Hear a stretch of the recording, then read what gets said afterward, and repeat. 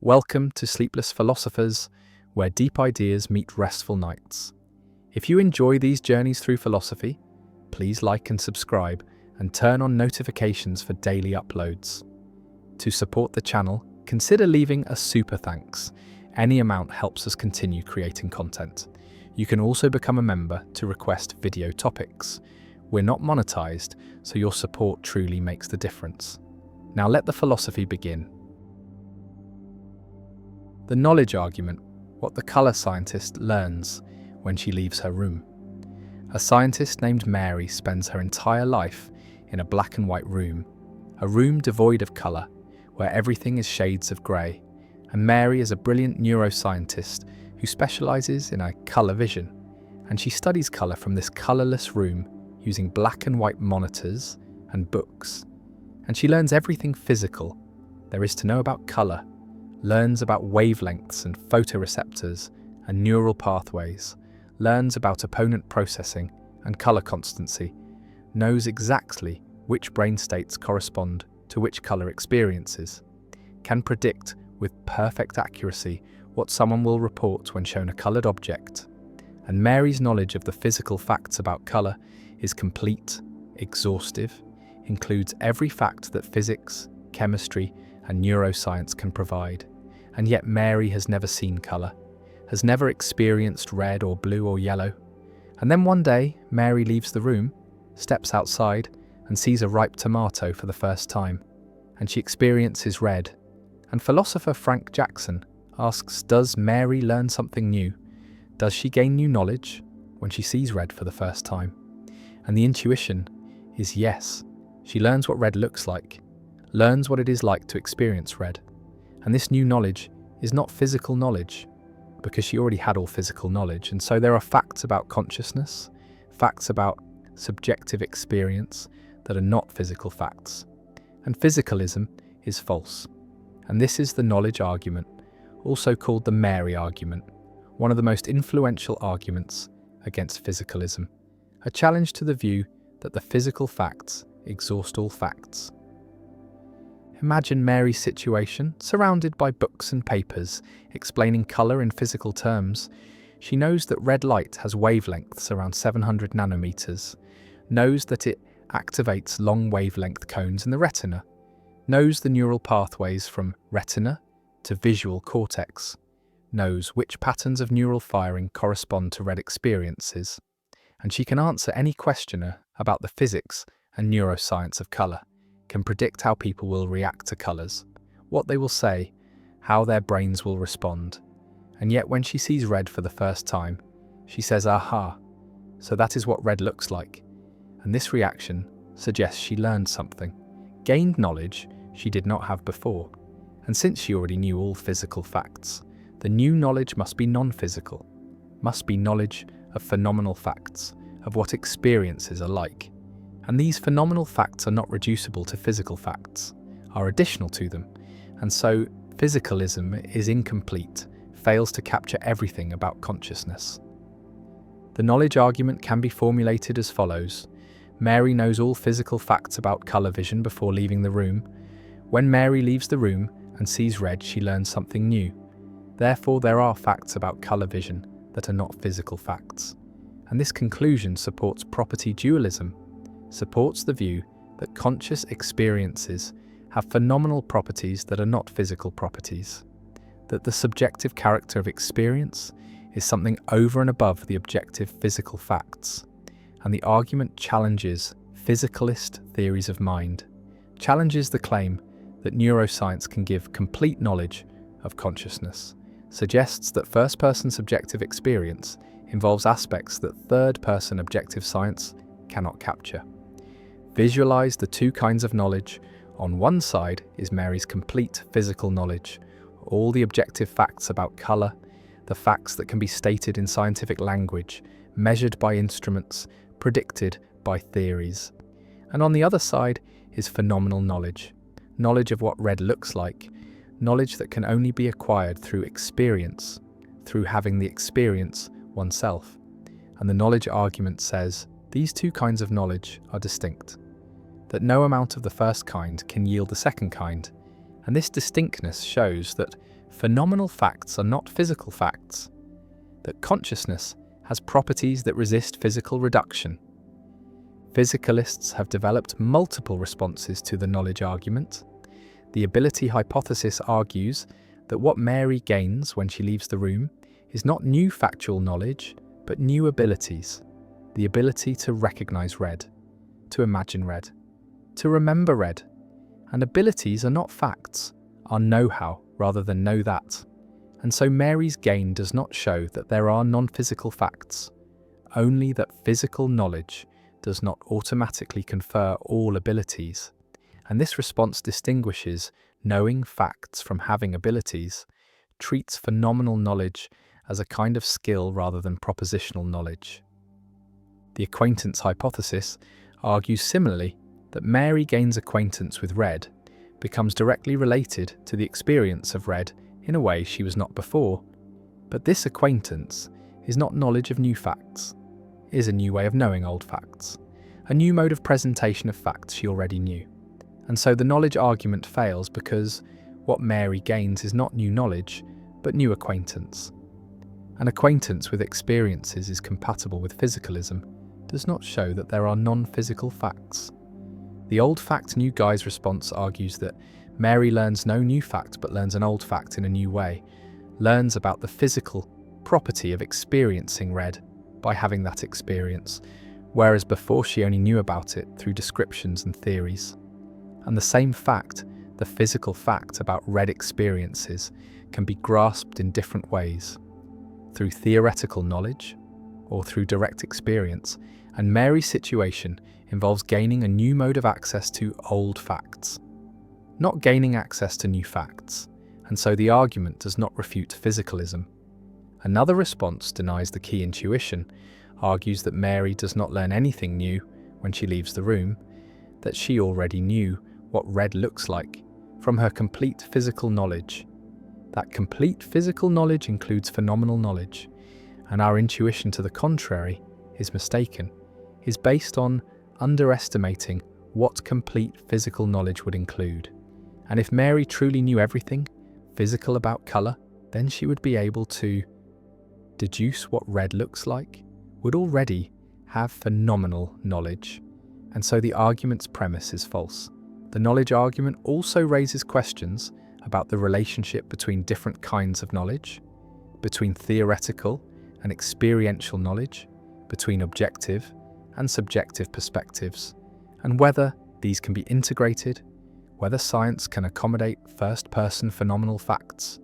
And Jackson himself later rejected the knowledge argument, became a physicalist, argued that the knowledge Mary gains is not knowledge of new facts but is compatible with physicalism, though other philosophers continue to defend the argument, continue to insist that Mary's gain shows the incompleteness of physical accounts of consciousness.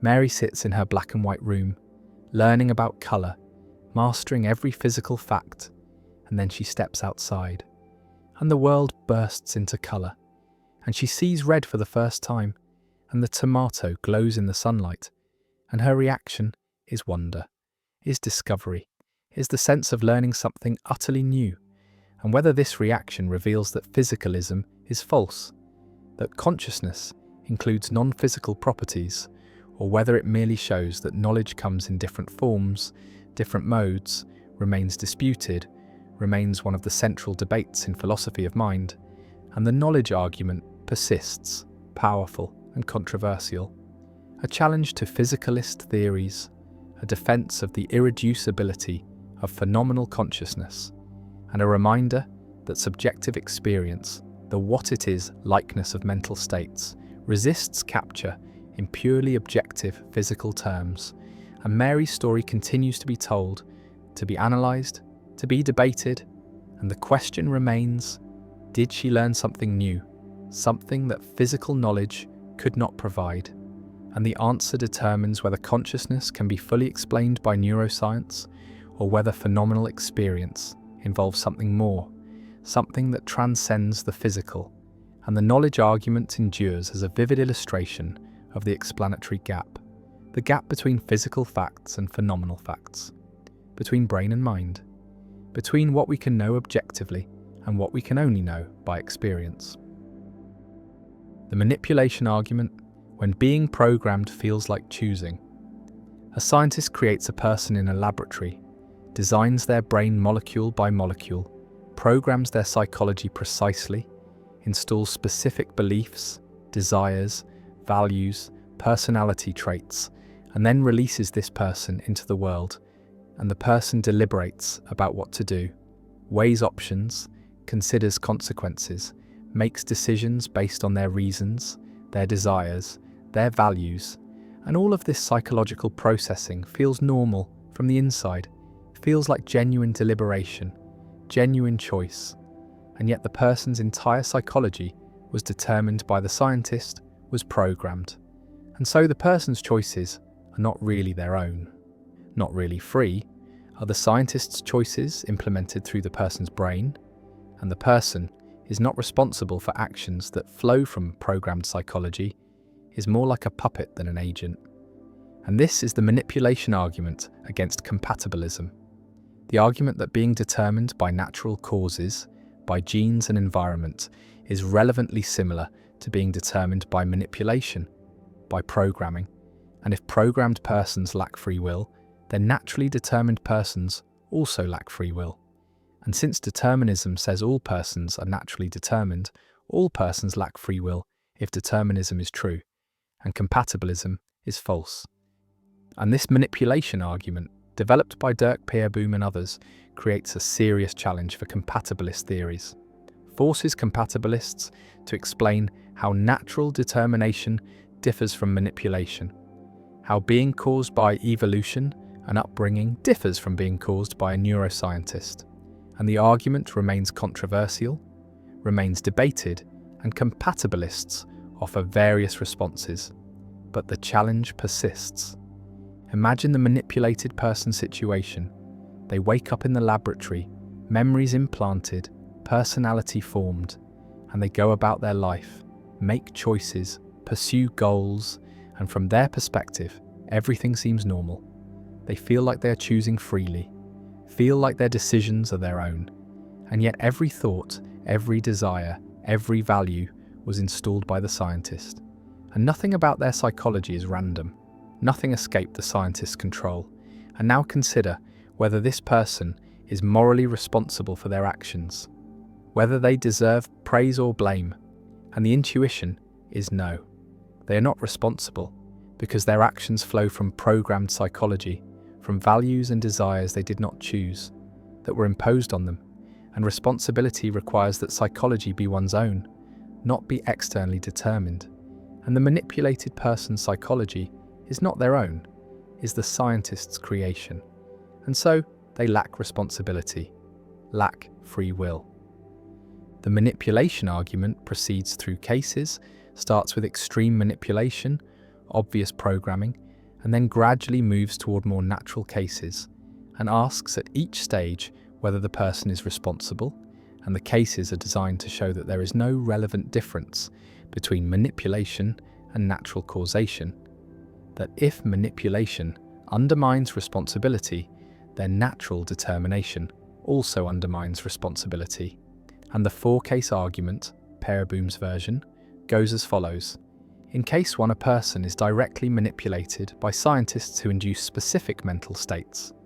In case 2, a person is programmed from birth by scientists who arrange their environment and training. In case 3, a person is determined by their genetic, inheritance, and upbringing without any intentional manipulation. In case 4, a person is determined by the normal causal processes of a deterministic universe. And Pereboom argues that there is no morally relevant difference between these cases, that if case 1 undermines responsibility, then so do the others. And since case 4 is just determinism, determinism undermines responsibility, and compatibilism is false. Visualize the progression, from direct neural manipulation to genetic engineering to natural upbringing to deterministic causation. And at each stage, the person's psychology is caused by factors beyond their control, factors they did not choose. And the manipulation argument says that the source of causation, whether intentional or natural, does not matter for responsibility. What matters is that the person's psychology was determined by factors beyond their control, and this determination undermines freedom regardless of whether a scientist or nature did the determining. And if we agree that the manipulated person, in case one is not responsible, then we must agree that naturally determined persons, in case four, are also not responsible, and compatibilism, which says determinism is compatible with responsibility, is refuted. Compatibilists respond to the manipulation argument with various strategies.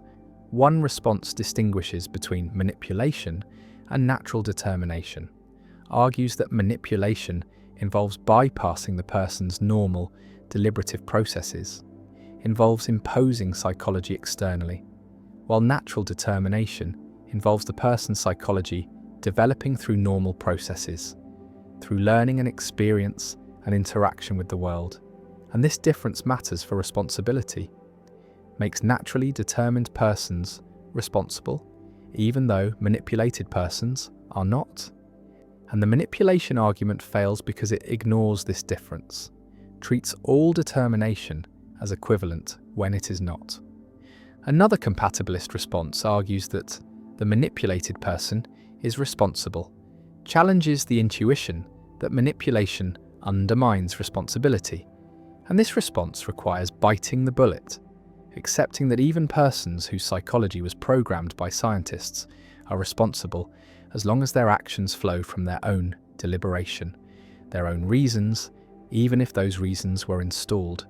And this response preserves compatibilism by denying that manipulation undermines responsibility, by insisting that what matters for responsibility is not the origin of psychology, but its current functional organization. And if the person deliberates and acts on their deliberations, then they are responsible, regardless of how their psychology came to be.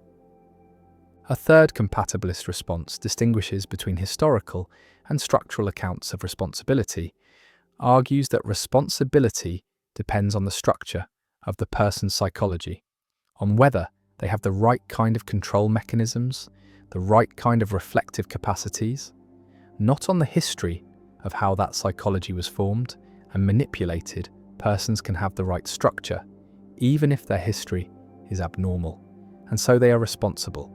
And the manipulation argument fails because it assumes that history matters when only structure matters, and compatibilism is preserved by adopting a structural rather than historical account of responsibility. Incompatibilists defend the manipulation argument, defend the intuition that manipulation undermines responsibility, and argue that compatibilist responses are ad hoc, are motivated by a desire to save compatibilism rather than by principled distinctions, and there is no relevant difference between being determined by a scientist and being determined by genes and environment. Both involve the person's psychology being shaped by factors beyond their control. Both undermine the kind of control required for responsibility, and the manipulation argument succeeds in showing that compatibilism is false, that determination, whether by manipulation or by nature, is inconsistent with freedom. The manipulation argument also raises questions about what responsibility requires, about whether responsibility is historical, depends on how psychology was formed, or structural, depends only on current organization. And this debate is central to understanding free will, to clarifying what kind of control is required for moral responsibility. And the manipulation argument forces this debate into the open, makes it explicit. And even if the argument does not definitively refute compatibilism, it succeeds in challenging compatibilists to articulate their view clearly, to explain what distinguishes responsible from non-responsible agents. The programmed person walks through life, choosing, deliberating, acting, and feeling free. And the question remains whether they are genuinely responsible, whether their choices are truly their own, or whether they are puppets, implementations of the scientist's design. And the manipulation argument uses this person to challenge compatibilism, to question whether natural determination is really different from artificial manipulation, and the argument persists as one of the most powerful challenges to compatibilist theories. A challenge that highlights the difference between feeling free and being free, between subjective experience of choice and objective reality of determination, and the manipulated person remains choosing but programmed, free-feeling but determined, and whether such a person is responsible remains contested, and the manipulation argument endures as a permanent challenge to compatibilism, forcing recognition that if determinism is true, then we are all in a sense manipulated, determined by factors beyond our control, and whether this determination undermines responsibility, whether it makes us unfree, remains one of the deepest questions in philosophy of free will. The non-identity problem, why creating a disabled child, seems wrong but harms no one. A woman takes medication that she knows will cause her future child to be born with a disability that will significantly reduce the child's quality of life, but will not make life so bad that it is not worth living, and the child will live with chronic pain, with limited mobility, with challenges that most people do not face. But the child will still experience joy and love and meaning, and life will be worth living overall, just harder, just less good than it could have been. And we are inclined to say that the woman did something wrong, that she should have stopped taking the medication, should have waited until it cleared her system before conceiving. And if she had waited, she would have conceived a different child, a healthy child. And this seems like the obviously right choice, but now philosopher Derek Parfit poses a troubling question.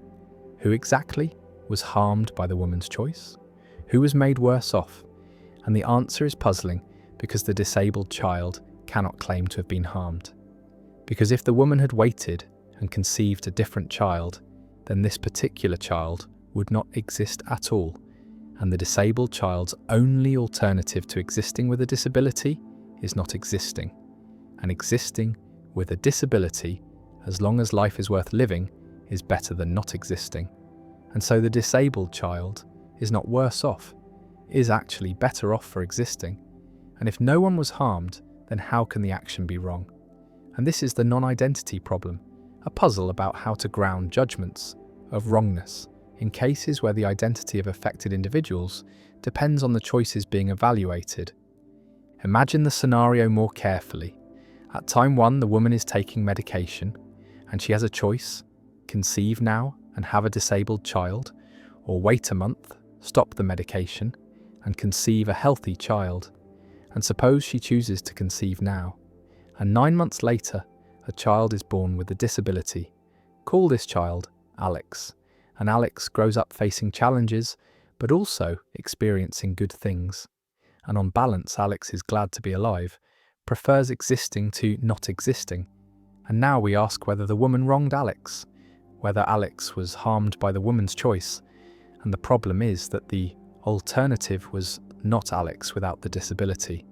The alternative was a different child entirely, because different sperm and egg would have united if the woman had waited, and different genetic material produces a different person. And so Alex's options were either exist with the disability or not exist at all. And Alex is better off existing with the disability than not existing. And so how can Alex complain? How can Alex say the woman wronged them, when the only other possibility is non-existence? And if Alex cannot complain, then who can? And if no one can complain, then in what sense was the action wrong? The problem generalizes beyond this specific case. It arises whenever a choice affects who will exist rather than merely affecting how existing people will fare. And these cases are called non-identity cases, and they include decisions about environmental policy, where current generations choose between policies that affect which future people will exist. Decisions about genetic engineering, where parents choose traits for children who would not exist without that choice. Decisions about timing of reproduction, where different times lead to different children. And in all these cases, the people affected by the choice cannot claim they would have been better off if a different choice had been made, because they would not have existed if a different choice had been made. And so, standard harm-based reasoning seems to fail, seems unable to explain why these choices might be wrong. Visualize the problem as a branching tree. At the decision point, two branches extend. On one branch, a child with disability exists. On the other branch, a different healthy child exists. And we compare the two branches and say the second is better, produces a better outcome, a healthier child, less suffering, more well-being. But when we try to say who benefits from choosing the second branch, we cannot point to anyone. The disabled child does not benefit because that child does not exist in the second branch. The healthy child does not benefit because that child does not exist in the first branch. And so there is no person who is made better off by choosing the better branch. And this seems to undermine the claim that the better outcome is better for anyone. And yet we strongly feel that the choice matters, that creating a child with avoidable disability is wrong. Parfit proposed the non-identity problem as a challenge to person-affecting principles. Principles that say an action is wrong only if it makes someone worse off. And these principles work well for ordinary cases where the same people exist regardless of the choice, but they fail for non-identity cases where different choices lead to different people existing. And if we want to maintain that choices in non-identity cases can be wrong, we must adopt impersonal principles, principles that evaluate outcomes based on total or average well-being, or some other measure that does not depend on comparing how well-off particular individuals are across different choices. But impersonal principles face their own difficulties. They can imply things like the repugnant conclusion. They can recommend creating vast populations with minimal welfare, and they can conflict with intuitions about person-relative reasons and obligations. One response to the non-identity problem is to reject the claim that wrongness requires harming someone, to argue that some actions are wrong, even though they do not make anyone worse off, and creating a child with an avoidable disability is wrong. Not because it harms the child, but because it fails to give the child the best start in life, violates a duty to create the best children we can, and this response requires specifying what duties we have regarding procreation, what standards of care apply to potential children, and whether these duties are owed to specific individuals or are impersonal obligations about making the world better. Another response is to argue that the disabled child is harmed after all, harmed relative to an appropriate baseline, and the baseline is not non-existence, but rather the life the child could have had if different choices had been made, even though those choices would have resulted in a different child. We can still say that creating a child with avoidable disability is wrong because it brings into existence someone whose life contains avoidable suffering. And this suffering is bad even if it does not make anyone worse off compared to any alternative where that same person exists. And this response requires defending an impersonal notion of harm. Harm that is not comparative, not based on counterfactuals about specific individuals, but based on the presence of bad states like suffering. A third response is to bite the bullet and accept that the action is not wrong, that if no one is harmed, then nothing bad has happened. And this response embraces person-affecting principles and accepts their implications even in non-identity cases, admits that we cannot say the woman wronged the disabled child, cannot say she should have waited, and while this seems counterintuitive, perhaps our intuitions are wrong, perhaps we are confused about non-identity cases, and the theoretical clarity of person-affecting principles outweighs the cost of accepting counterintuitive conclusions. The non-identity problem has practical implications for reproductive ethics, for decisions about genetic screening, prenatal testing, selective abortion, and genetic modification, because many of these decisions are non-identity cases where choosing one option means one child exists, and choosing another means a different child exists. And if we cannot say these choices harm anyone, then it becomes difficult to regulate them. Difficult to say parents have obligations about which children to create. And yet most people feel strongly that some procreative choices are wrong, that parents should not knowingly create children with serious avoidable disabilities, that we have reasons to prefer healthy children, and these feelings need grounding, need principles that explain why these choices matter, even though no particular person is made worse off. The woman stands at the choice point, medication in hand, and she can conceive now or wait, can create a child with disability or create a different healthy child, and the choice seems obvious. And yet when we try to justify the obvious answer, try to explain why waiting is better, the justification becomes elusive, slips through our fingers, because no one is harmed by conceiving now. The child who exists is glad to exist, and the child who would exist if she waited does not exist to be disappointed. And the non-identity problem reveals a gap in our moral thinking, a case where our judgments are clear, but our reasons are unclear, where standard moral frameworks fail to explain intuitions we hold strongly, and Parfit's problem remains unsolved, challenging, forcing recognition that identity matters, that who exists matters, and that moral philosophy has not yet developed adequate tools for handling cases where choices determine who exists rather than merely how well existing people fare, and the problem persists, technical and troubling, a reminder that even procreation, the most basic of human activities, raises profound ethical puzzles that resist easy answers. The ontological paradox, why existence itself is impossible.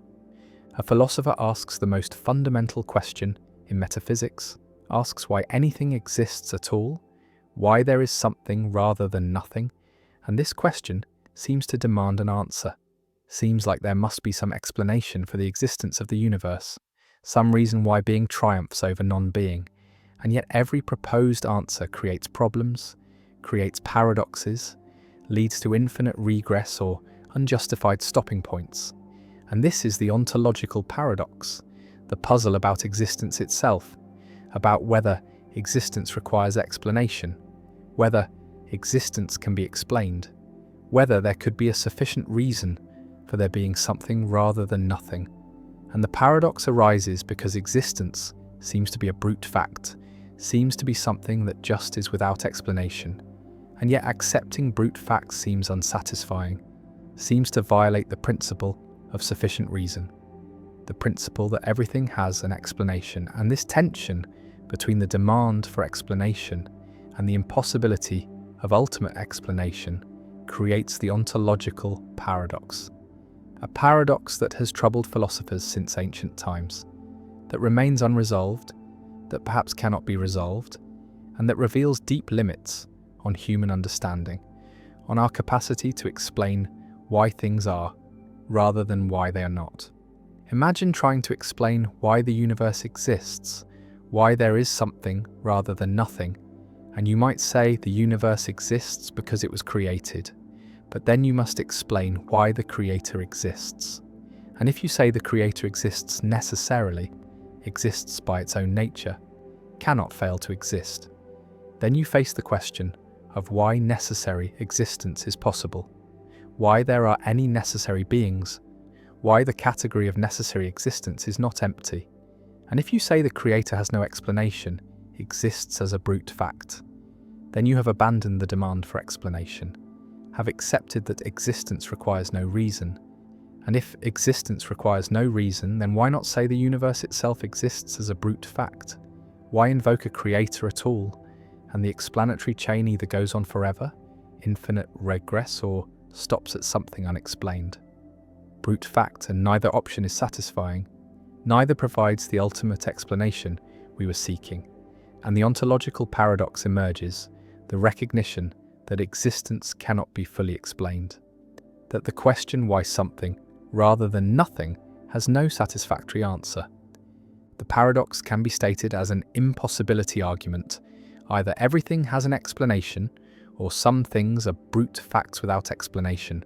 If everything has an explanation, then there must be an explanation for the totality of all facts, for why anything exists at all. And this explanation must appeal to something outside the totality, something that explains why the totality exists. But nothing is outside the totality. The totality includes everything, and so there can be no explanation for the totality, and so not everything has an explanation.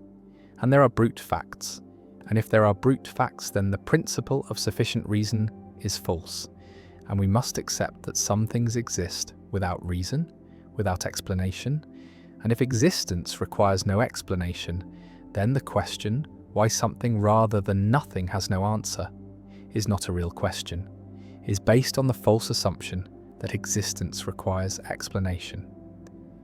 Visualize nothingness, absolute nothingness, no matter, no energy, no space, no time, no laws of nature, no mathematical structures, no abstract objects, nothing at all, and from this nothingness, something emerges. The universe comes into being, and the question is why? What caused this emergence? What explained this transition from nothing to something? And the problem is that causes and explanations presuppose existence, presuppose that there are things that can cause and explain. And absolute nothingness contains no causes, no explanations, nothing that could produce something. And so the emergence from nothing seems impossible, seems to violate principles of causation and explanation. And yet here we are. Existence is actual. Something exists. And this existence seems inexplicable, seems to be a brute fact that cannot be explained in terms of anything more fundamental, because there is nothing more fundamental than existence itself. One response to the ontological paradox accepts it, accepts that existence is a brute fact, that there is no explanation for why there is something rather than nothing, that the universe just exists without reason. And this response abandons the principle of sufficient reason, abandons the demand that everything be explained, and treats existence as the foundation, as the starting point beyond which explanation cannot go. And this response is common among atheist philosophers, among those who see the universe as all there is, as existing without creator or external explanation. And the ontological paradox is dissolved by rejecting one of its premises, by denying that existence requires explanation. Another response appeals to necessary existence, argues that something must exist, that nothingness is not a genuine possibility, that existence is necessary, and the question why something rather than nothing is based on the false assumption that nothing is a real alternative. And various arguments have been offered for necessary existence, arguments that nothingness is unstable, that something must arise from nothing due to quantum fluctuations or logical necessity, or arguments that necessary beings like God exist by their nature and cannot fail to exist. And these arguments attempt to show that existence is not contingent, not dependent on external factors, but is necessary, is unavoidable.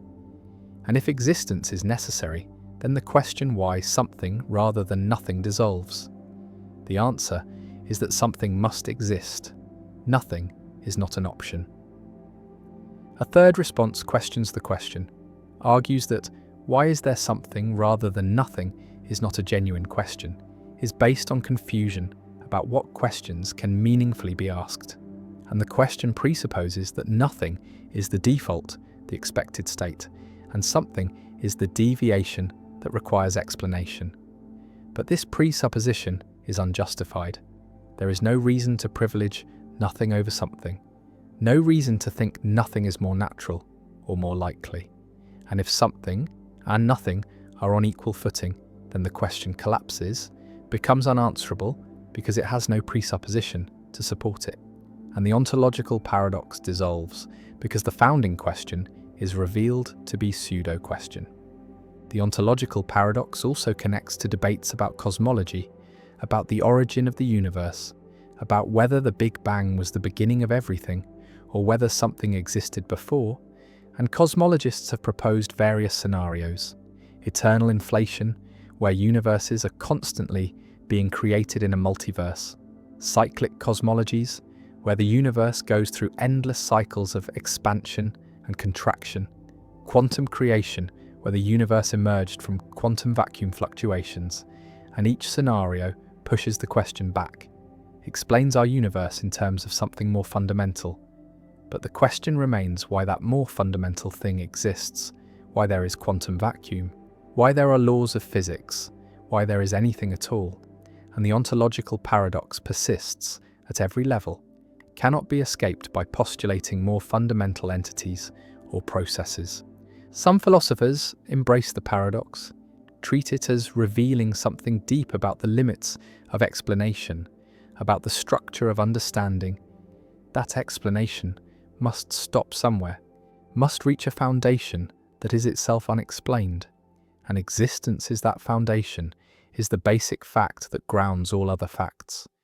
And accepting this involves accepting that not everything can be explained, that the demand for total explanation is impossible to satisfy, and the ontological paradox is not a problem to solve, but a limit to accept, a recognition that human understanding has boundaries, that some questions have no answers, and the question, why is there something rather than nothing, is such a question, is beyond our capacity to answer, and we must live with the mystery, with the brute fact of existence.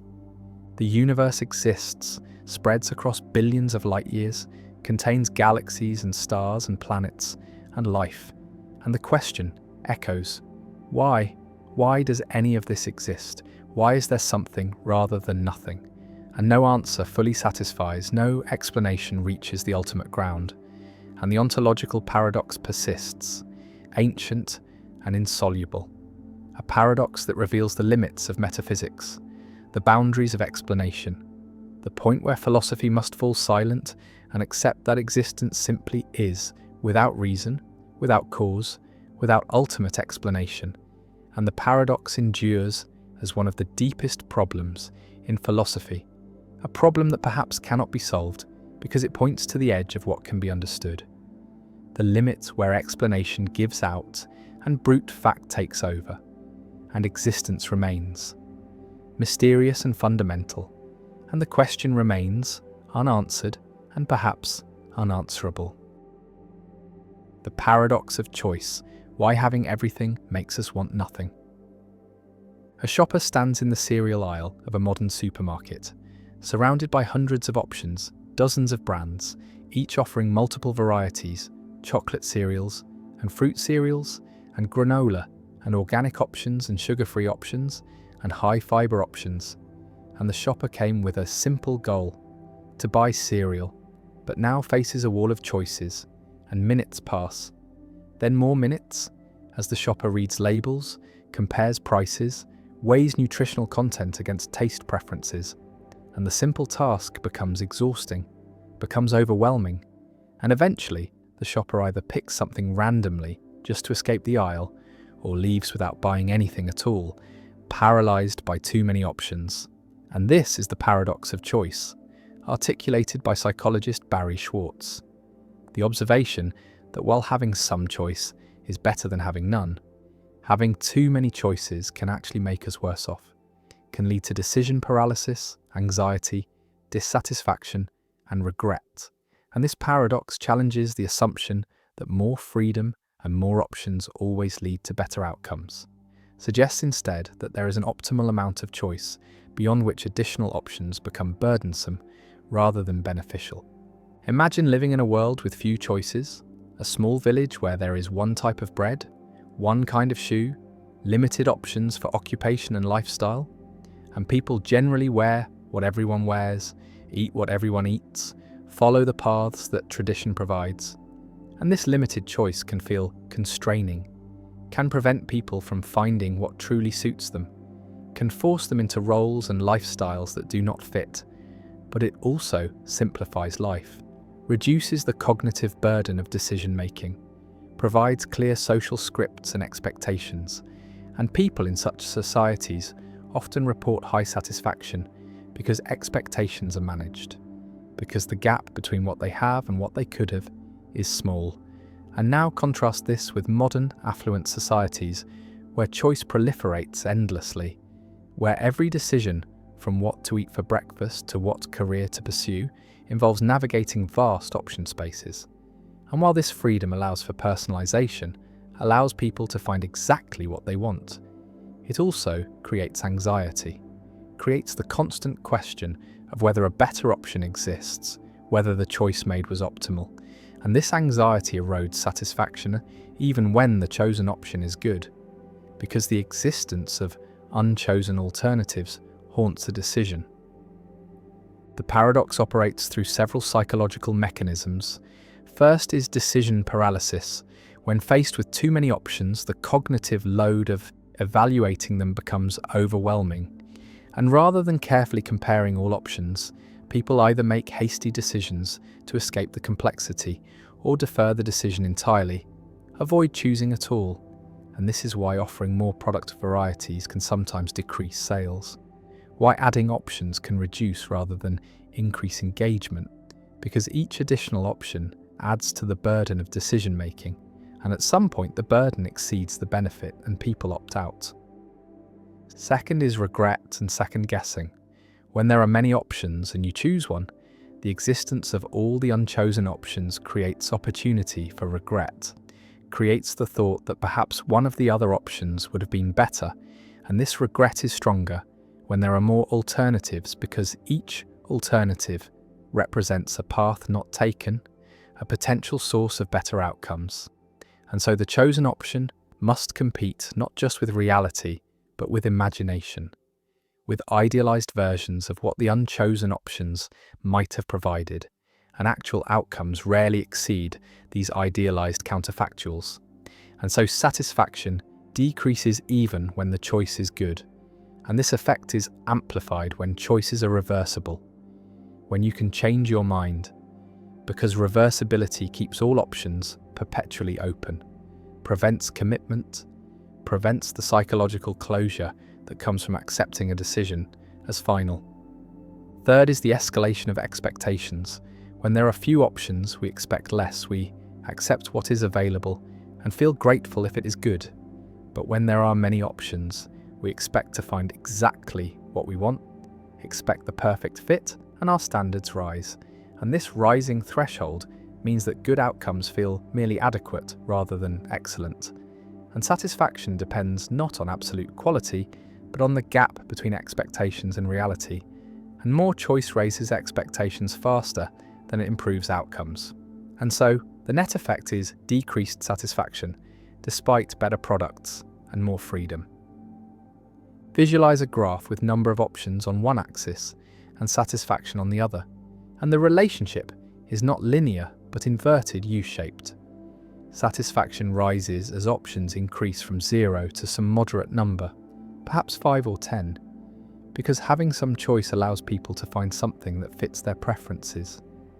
But beyond that optimal point, satisfaction begins to decline, and at very high numbers of options, satisfaction may even fall below the level experienced with minimal choice, because the cognitive and emotional costs of choosing exceed the benefits of additional options. And this inverted U captures the paradox, shows that more is not always better, that optimization requires moderation, that there is such a thing as too much freedom. The paradox has practical implications for product design, marketing, and policy. Companies that offer too many products may overwhelm customers and reduce sales, while companies that curate their offerings, that limit choice to a manageable set of high-quality options, may increase satisfaction and loyalty. And this is why successful brands often limit their product lines, why Apple offers relatively few models compared to competitors, why some restaurants have short menus. The limitation is not a failure, but a strategy, a recognition that customers benefit from being protected from too much choice, from having the decision space narrowed by experts who have already done the filtering. The paradox also affects personal life and well-being. Modern individuals face an unprecedented number of choices about identity, lifestyle, career, relationships, and consumption. And while this freedom is liberating in principle, in practice it can be exhausting, can create a sense of being overwhelmed, can generate anxiety about missing out on better options, and research shows that people in societies with more choice are not necessarily happier, that reported life satisfaction has not increased proportionally with the explosion of options, and some argue it has decreased, that the paradox of choice contributes to rising rates of anxiety and depression, that the burden of constructing a life from infinite options without clear guidance is a source of modern malaise. One response to the paradox is to adopt satisficing rather than maximizing as a decision strategy. Maximizers seek the best option, the optimal choice, and this requires evaluating all possibilities, comparing exhaustively, and the process is endless because there is always the possibility that a better option exists somewhere. While satisficers set a threshold of good enough and choose the first option that meets that threshold, and satisficers experience less stress, less regret, and higher satisfaction because they commit to good options without torturing themselves about whether better options exist. And embracing satisficing is a way to opt out of the paradox, to limit self-imposed choice burden even when external options are numerous. Another response is to establish routines and defaults, to make decisions once and then follow the decision automatically in the future, to reduce the number of active choices required. And this is why successful people often simplify their lives, wear the same clothes every day, eat the same breakfast, follow the same schedule, not because they lack creativity, but because they recognize that decision-making is a limited resource, that every choice consumes cognitive energy, and preserving that energy for important decisions requires eliminating trivial choices through routinization. A third response is to embrace constraints, to deliberately limit options, to refuse to consider all possibilities, and this might involve setting rules like, I only shop at this store, or I only consider jobs in this city, and these self-imposed constraints reduce the choice space, make decisions more manageable, and paradoxically increase freedom by preventing paralysis, by ensuring that decisions get made rather than deferred indefinitely. And constraints are not limitations on freedom, but conditions for effective exercise of freedom, structures that enable choice rather than preventing it. The shopper stands in the cereal aisle, paralyzed by options, and eventually walks away empty-handed or grabs something arbitrarily, and the experience is repeated across modern life, in career choices and relationship decisions and consumption patterns, and the paradox persists. More choice leading to less satisfaction, more freedom creating more anxiety. And Schwartz's insight remains relevant, challenges the ideology of unlimited choice, suggests that well-being requires moderation, requires protection from too much optionality, and the paradox endures as a reminder that freedom is complex, that having options is valuable, but that value has limits, that beyond a certain point additional options become burdens rather than benefits. And the challenge for individuals and societies is to find the optimal level of choice, the sweet spot where there is enough freedom to allow for genuine self-determination, but not so much that the burden of choosing overwhelms the benefit of having chosen. And the paradox remains a feature of modern affluent societies, a price paid for abundance, and a problem that requires not more choice but wiser choice, not more options but better frameworks for navigating options. And the cereal aisle waits, endless and overwhelming, and the shopper eventually learns to bring a list to decide in advance, to opt out of the paradox by refusing to treat every shopping trip as an opportunity for exhaustive optimization. The is-ought problem, why facts cannot tell us what to do. Science describes the world, tells us what is, what exists, how things work, the laws of nature, the facts about atoms and organisms and stars, and these descriptions are supported by evidence, by observation and experiment, and they are objective, true or false, regardless of what anyone thinks or wants. And ethics prescribes action, tells us what ought to be, what we should do, what goals to pursue, how to treat others, and these prescriptions are normative, involve value and obligation.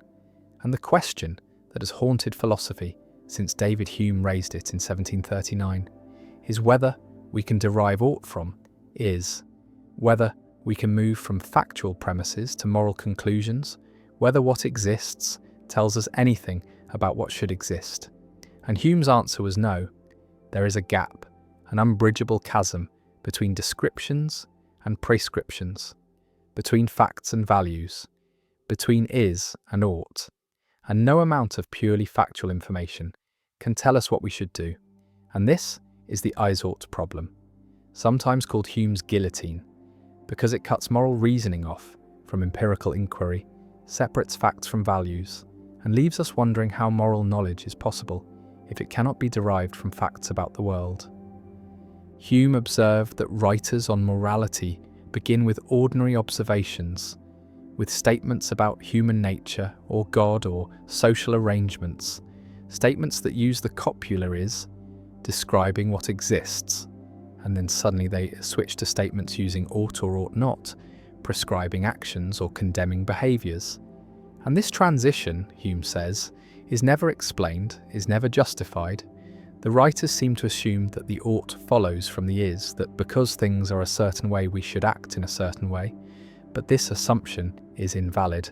The ought does not follow. There is a logical gap, and any argument that moves from is to ought is either invalid or contains a hidden normative premise that was smuggled in. And if all moral arguments ultimately rest on normative premises that cannot be derived from facts, then moral reasoning is fundamentally different from empirical reasoning, is based on values or sentiments or intuitions that are not themselves factual claims. Visualize an argument that tries to derive ought from is. Suppose someone says humans are naturally cooperative. This is a factual claim about human psychology, and then concludes, therefore, we ought to cooperate, a normative claim about how we should behave. And Hume's challenge is to explain how the conclusion follows from the premise, what licenses the move from description to prescription, and the argument seems to assume that what is natural is good, that we should act in accordance with our nature. But this assumption is itself a normative claim, a hidden ought premise, and if we make it explicit, the argument becomes humans are naturally cooperative, and we ought to act according to our nature. Therefore we ought to cooperate. And now the argument is valid, but it rests on a normative premise, the claim that we ought to act according to our nature. And this premise cannot be derived from facts about what human nature is. It is a value judgment, an ought claim, and so the original argument either was invalid or contained a hidden normative premise. And either way, the is-ought gap remains. The ought was not derived purely from is. The same problem arises for any attempt to ground morality in facts. If someone says actions that maximize happiness are good because happiness is what everyone wants, the argument moves from the facts that people desire happiness to the normative claim that happiness is good. And this move assumes that what people desire is good. Another hidden normative premise, or if someone says we should obey God's commands because God created us, the argument moves from the fact of creation to the obligation to obey. And this assumes that we ought to obey our Creator. Another normative premise. And in every case, the derivation fails unless a normative premise is included. And if normative premises cannot themselves be derived from facts, then the ultimate foundation of ethics is non-factual, is based on values or intuitions or conventions that are not grounded in empirical reality. The is-ought problem creates a dilemma for moral philosophy.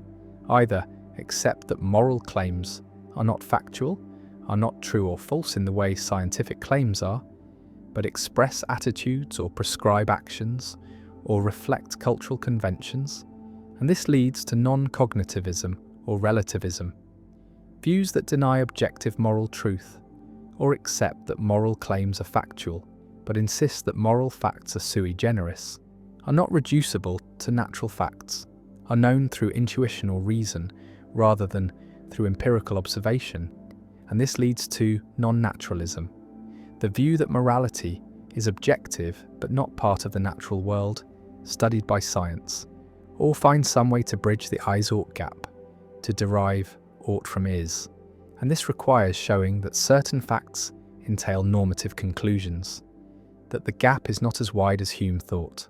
And various philosophers have attempted this, have proposed that the gap can be crossed under certain conditions. One attempt to bridge the gap involves institutional facts, facts about social practices and their constitutive rules. John Searle argued that if you accept a role within an institution, you accept the obligations that come with it. If you are a chess player, you ought to move the bishop diagonally, not because of an additional normative premise, but because that is what it means to be playing chess. The ought is built into the description of the institution, and similarly, if you make a promise, you create an obligation. You ought to keep the promise, and this ought follows from the fact of promising, from the institution of promising and its rules. And Searle claims this shows that ought can be derived from is that institutional facts bridge the gap. But critics respond that this only works if you already accept the institution, already grant that you ought to follow its rules, and so the normative premise is still there, hidden in the acceptance of the institution. Another attempt involves functional facts. Facts about what things are for. Philippa Foot and others argue that living things have natural functions. Hearts are for pumping blood, eyes are for seeing, and organisms can be evaluated by how well they fulfill their functions. A good heart pumps blood efficiently, a defective heart does not, and humans have functions too, and virtues are traits that enable humans to flourish, to live well, and so we ought to develop virtues, and this ought to follows from facts about human nature and human flourishing. But critics respond that this assumes flourishing is good, assumes that we ought to pursue the goals set by our nature, and these assumptions are normative, are not themselves derived from facts about what human nature is, and so the gap remains. Visualize the gap as a chasm. On one side stand all the facts, all the truths about how the world is, what exists, how things behave, and on the other side stand all the norms, all the truths about what ought to be, what we should do, what goals are worth pursuing. And Hume's claim is that no bridge connects the two sides, that you cannot start with facts alone and reach the norms, that any path from one side to the other requires a leap, requires introducing a normative premise that is not itself factual, and this chasm separates science from ethics, separates empirical inquiry from moral philosophy, and raises the question of how we can have moral knowledge if morality is not grounded in facts. The is-ought problem has implications for moral realism, for the claim that moral truths exist objectively, because if moral truths cannot be derived from natural facts, then what are they? How do we know them? And moral realists divide into naturalists who deny the gap and claim that moral facts are natural facts, and non-naturalists who accept the gap and claim that moral facts are sui generis, are known through intuition or reason, and both positions face challenges. Naturalists must explain how to bridge the gap, must show how ought follows from is, and non-naturalists must explain how we perceive non-natural moral facts, how these facts relate to natural facts, and whether morality can play any causal or explanatory role if it is separate from nature. The problem also affects applied ethics, because if we cannot derive ought from is then scientific information, alone cannot tell us what to do, cannot settle moral questions. A doctor knowing all the medical facts about a patient still needs normative principles to decide whether to continue treatment or allow death. An economist knowing all the facts about wealth distribution still needs values to decide whether inequality is unjust. And science can inform these decisions, can tell us the consequences of different actions, but it cannot by itself tell us what we ought to do, what outcomes we ought to pursue.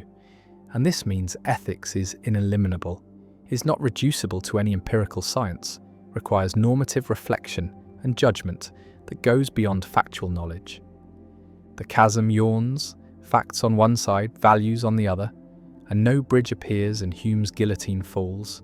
Severing is from ought, description from prescription, and the is-ought problem remains, unsolved, persistent, dividing metaethics into camps, challenging moral realism, questioning whether science can answer moral questions, and forcing recognition that normativity is distinct, that ought is not reducible to is, that values are not facts, or if they are facts, they are strange facts, facts that cannot be derived from ordinary empirical observations, and the problem endures as one of the central puzzles in philosophy, a reminder that ethics is autonomous, that moral reasoning requires more than empirical knowledge, and that the relationship between what is and what ought to be remains one of the deepest and most difficult questions we face. The lottery paradox. Imagine a fair lottery with 1 million tickets, and exactly one ticket will win, and you have not yet learned which ticket won. And now consider each individual ticket. Ticket number 1 has a 1 in a million chance of winning, which means it has a 999,999 in a million chance of losing. And this is overwhelmingly probable, so probable that it seems rational to believe that ticket 1 will not win. And the same reasoning applies to ticket 2, ticket 3, and every other ticket. Each has a minuscule chance of winning and an enormous chance of losing, and so it seems rational to believe of each ticket that it will not win. But now a problem emerges. If you believe that ticket 1 will not win, and you believe that ticket 2 will not win, and you believe this for each of the million tickets, then it seems you should believe that no ticket will win, because belief is generally thought to be closed under conjunction. If you believe P and you believe Q, then you should believe P and Q. And by repeated application of this principle, if you believe of each ticket that it will not win, then you should believe that none of them will win. But you also know with certainty that exactly one ticket will win. This is a stipulated fact of the lottery, and so you believe both that no ticket will win and that some ticket will win. And these beliefs are contradictory, and so you hold contradictory beliefs, which seems paradigmatically irrational. Yet each individual belief, the belief that ticket 1 will not win, the belief that ticket 2 will not win, and so on, seems perfectly rational, justified by the overwhelming probability. And so the lottery paradox forces a choice between accepting that rational belief can be inconsistent, rejecting closure of belief under conjunction, or denying that high probability is sufficient for rational belief. The paradox was articulated by Henry Kaiberg in the 1960s, and it has generated an enormous literature in epistemology with various proposed solutions and no clear consensus. And the paradox reveals deep tensions in our ordinary thinking about belief, knowledge, probability, and rationality. Tensions that cannot be easily resolved without giving up some cherished principles or intuitions. One response is to reject closure, to argue that rational belief is not closed under conjunction, that you can rationally believe each of many propositions without rationally believing all of them together, especially when the propositions are probabilistic and the number of them is large. And this response aligns with the observation that the probability of a conjunction is the product of the probabilities of the conjuncts. And so even if each ticket has only a 1 in a million chance of winning, the probability that at least one ticket wins is certainty. And so there is a gap between the high probability of each individual proposition and the low probability of their conjunction. And this gap justifies believing each individual proposition while not believing their conjunction. Another response is to raise the threshold for rational belief, to argue that high probability is not sufficient for belief, that belief requires something stronger, perhaps near certainty or probability, above some higher threshold, like 99% or 99.9%. And if we raise the threshold high enough, then it will no longer be rational to believe of each ticket that it will not win, because the probability that it will not win, while high, is not high enough to meet the raised threshold. And so the paradox dissolves, because the initial premise that it is rational to believe of each ticket that it will not win is rejected. A third response distinguishes between degrees of belief or credence and full belief, arguing that we should assign high credence to the proposition that ticket 1 will not win, perhaps 99.9999%, but we should not fully believe it. And full belief is reserved for propositions that meet a higher standard, perhaps certainty or near certainty. And this response preserves the intuition that high probability matters for rationality, while avoiding the paradox by denying that high probability justifies full belief. Still another response embraces a kind of rational inconsistency, arguing that in certain situations it is rational to hold inconsistent beliefs, that consistency is not an absolute requirement of rationality, that the world is complex and uncertain, and our beliefs must reflect that uncertainty, even if it means tolerating some inconsistency. And this response aligns with the preface paradox, where an author rationally believes each claim in a book while rationally believing that not. All the claims are true, and both paradoxes suggest that closure of belief under conjunction is too strong a requirement, that it demands a kind of logical perfection that finite agents in uncertain environments cannot achieve. The lottery paradox also connects to debates about the nature of knowledge, because it seems clear that you do not know that ticket 1 will not win, even though you have excellent evidence for believing it. And this suggests that knowledge requires something more than justified true belief, perhaps a safety condition, the requirement that in nearby possible worlds where you believe PP is true, and in the lottery case there are nearby worlds where the lottery is run fairly and ticket 1 wins, in which your belief that ticket 1 will not win is false, and so your belief fails the safety condition and does not constitute knowledge, even if it happens to be true. The paradox has practical implications as well, because we constantly make decisions based on beliefs that have high but not maximal probability. We believe that the plane will not crash, that the medicine will work, that the bridge will not collapse, and in each case there is a small probability that our belief is false. Yet we act on these beliefs. We board the plane, take the medicine, cross the bridge, and if we refuse to believe or act on anything less than certainty, we would be paralyzed, unable to function in a world of uncertainty. And so, the lottery paradox is not merely an abstract puzzle, but a reflection of the epistemic situation we constantly face, the need to navigate between skepticism and credulity, between demanding too much certainty and accepting too little, between the logical ideal of perfect consistency and the practical necessity of acting on incomplete information. The million tickets sit in the urn, one will win, the others will lose, and reason seems to say both that we should believe of each that it will lose, and that we should not believe that all will lose. And this contradiction, or apparent contradiction, has no easy resolution, no solution that preserves all intuitions and principles. And so the paradox remains a permanent challenge to theories of rational belief, a puzzle that forces philosophers to clarify what they mean by belief, by rationality, by justification, and to acknowledge that our ordinary concepts, when pressed to their limits, reveal inconsistencies and tensions that may be ineliminable features of finite cognition rather than problems to be solved. And the lottery continues, the tickets are drawn, one wins, the others lose, and we believe what we must believe, what rationality seems to demand, even when those beliefs, taken together, lead to contradiction.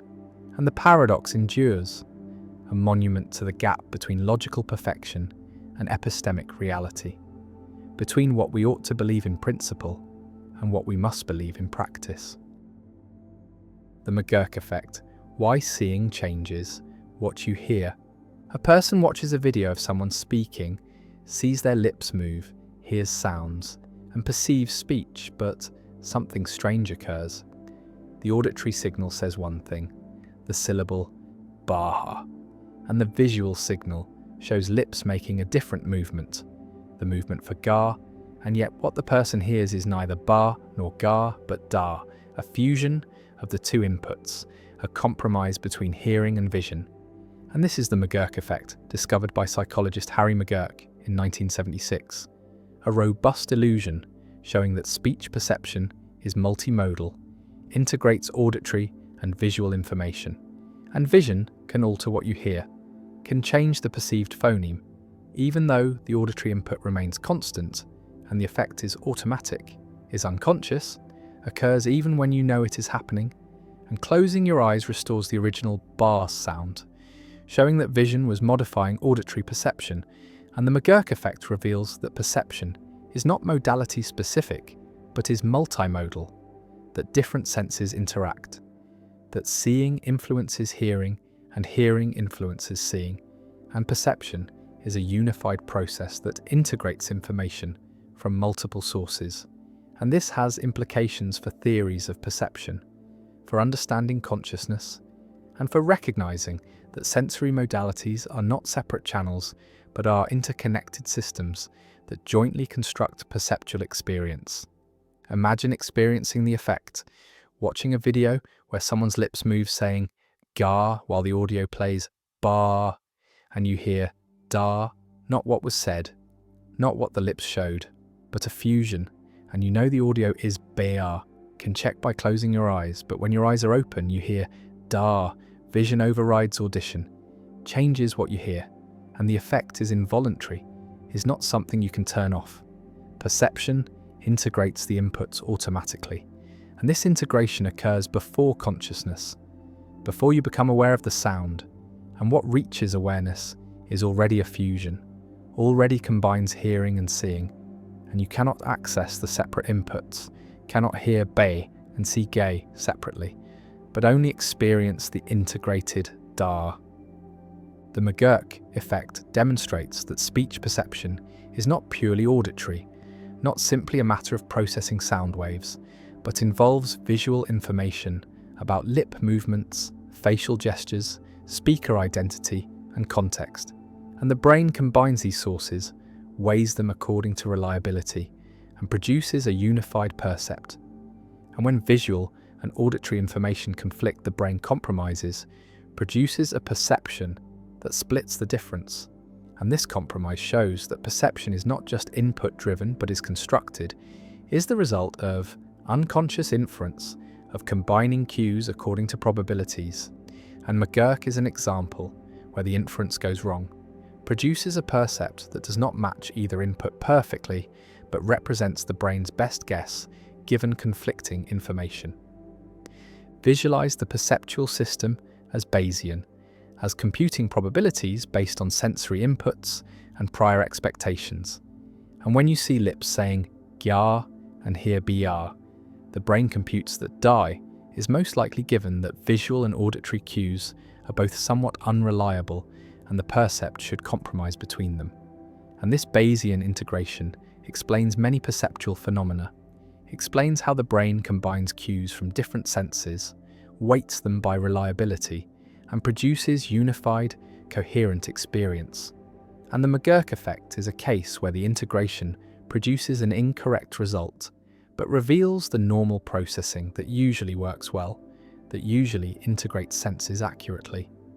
The McGurk effect challenges theories that treat senses as separate, that analyze vision separately from audition, that assume perception is modality specific, and the effect shows that modalities interact. That perception is fundamentally multimodal, and this has led to theories of multisensory integration, to research on how the brain combines information from different senses, where in the brain this integration occurs, and what rules govern it. And the McGurk effect has become a paradigm case, a standard demonstration of multimodal perception used in countless psychology classes and research studies. The effect also has implications for understanding consciousness, because the fusion occurs before consciousness, occurs in processing that we do not have access to, and what we experience as the result of this processing is the fused percept, and we do not experience the separate auditory and visual inputs, do not have access to the processing that combined them, and consciousness receives only the output, only the unified percept.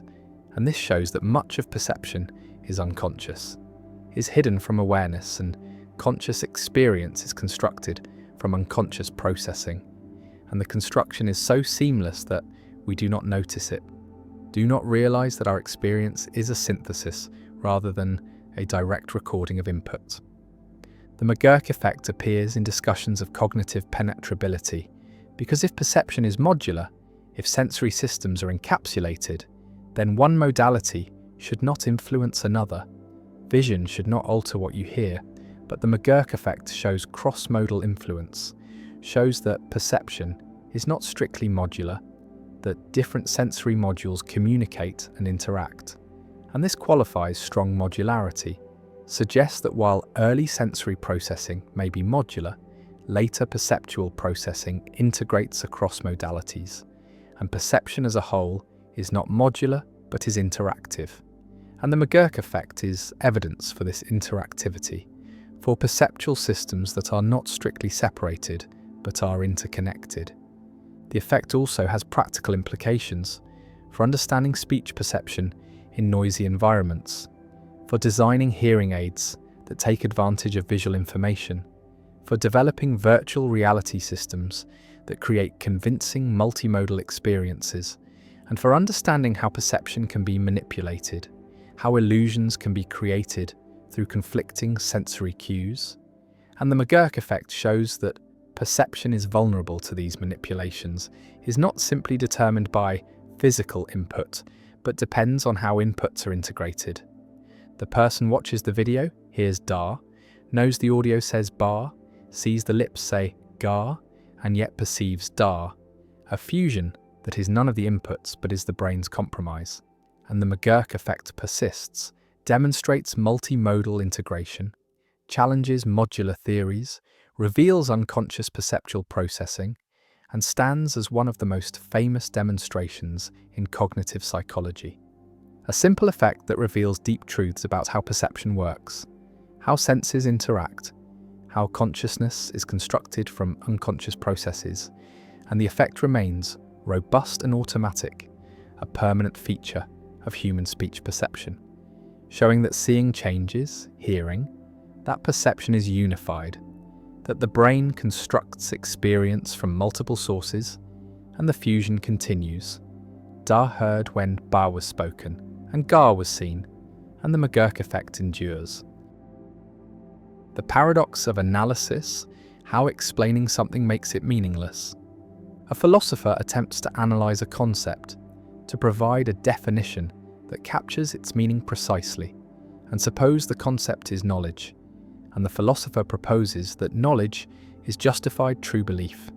And this analysis, if correct, should be informative, should tell us something we did not already know about what knowledge is, should illuminate the concept by breaking it down into simpler components. But here emerges a paradox articulated by C.H. Langford and discussed extensively by G.E. Moore, because if the analysis is correct, then the analysandum, the concept being analysed, and the analysans, the analysis itself, must have the same meaning, must be synonymous, otherwise the analysis would be incorrect, would not capture what knowledge really is. But if they are synonymous, then stating the analysis provides no new information, becomes a tautology, becomes equivalent to saying knowledge is knowledge, which is trivial, tells us nothing. And so the analysis cannot be both correct and informative. If it is correct, then it is trivial. If it is informative, then it is not a genuine analysis, but merely a stipulation or a proposed change of meaning. And this is the paradox of analysis, a puzzle about whether conceptual analysis is even possible, whether we can both correctly identify the meaning of a concept and provide new insight into that concept. Imagine presenting the analysis to someone who understands the concept of knowledge, who uses the word correctly, who can distinguish cases where knowledge is present from cases where it is absent, and you tell them that knowledge is justified true belief. And if they already knew this, if the definition merely makes explicit what was implicit in their understanding, then the analysis is correct but uninformative, tells them nothing new. But if they learn something, if the analysis reveals something they did not already know, then it seems the analysis is changing the concept rather than analysing it, is offering a new concept rather than clarifying the old one. And either way, the analysis fails to do what philosophical analysis is supposed to do, both correctly identify meaning and provide insight. The paradox challenges the entire enterprise of conceptual analysis, challenges the method that has been central to analytic philosophy for over a century. The method of taking ordinary concepts like knowledge, justice, truth, and providing precise definitions. And if the paradox cannot be resolved, then conceptual analysis is either impossible or pointless. Either it cannot be done correctly, or when done correctly, it provides no insight. And this threatens one of philosophy's main methods, forces philosophers to reconsider what they're doing when they offer analyses, what counts as success and whether analysis is discovery or stipulation. Visualize the paradox as a dilemma. On one horn, the analysans and analysandum are synonymous, have the same meaning, and the analysis is correct but trivial, like saying a bachelor is an unmarried man, which is true but uninformative because anyone who understands the word bachelor already knows this. And on the other horn, the analysans and analysandum differ in meaning, and the analysis is informative but incorrect, provides new information but does not capture what the original concept meant. And either way, the analysis fails to achieve the goal of being both correct and informative. And the paradox seems to show that this goal is impossible, that correctness and informativeness are incompatible in conceptual analysis.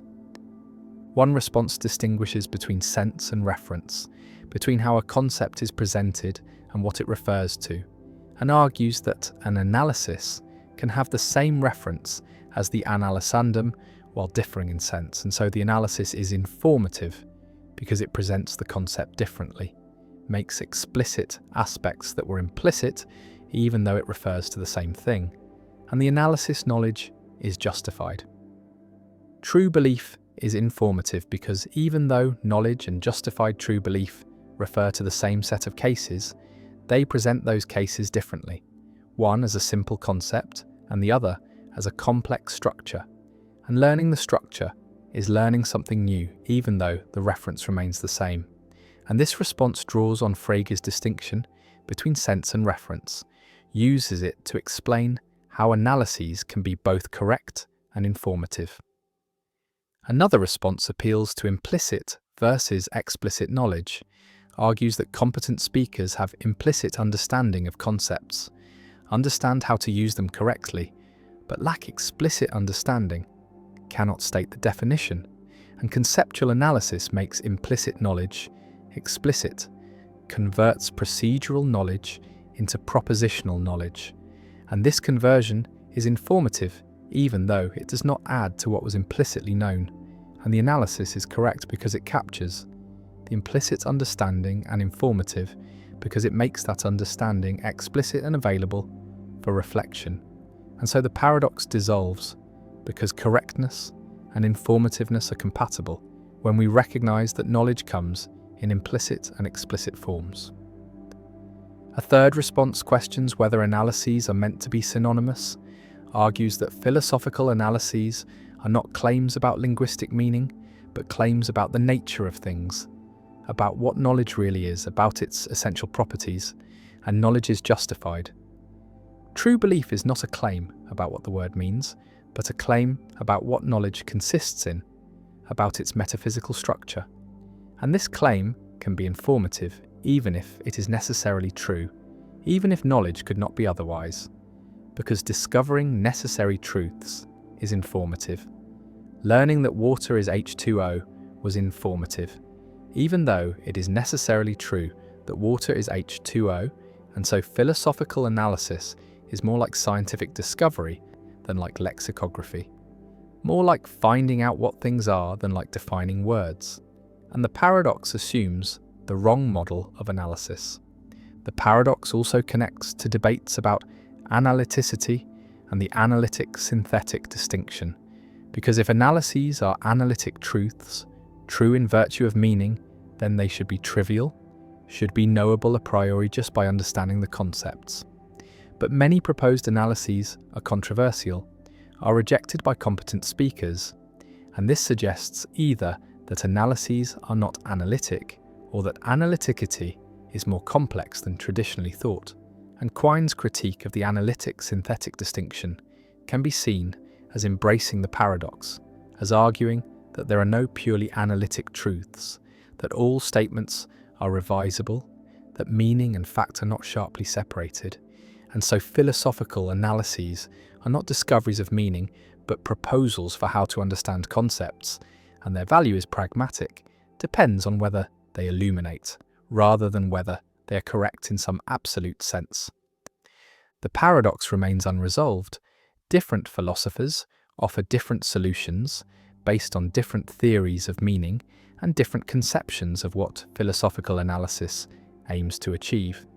And the paradox continues to challenge the methodology of analytic philosophy, forces ongoing reflection on what analysis is, what it can accomplish, and whether the goals of correctness and informativeness can be reconciled, or whether philosophy must choose between them.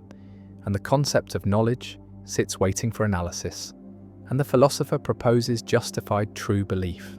And the question remains whether this is a discovery or a stipulation, whether it is correct or informative, or neither or both.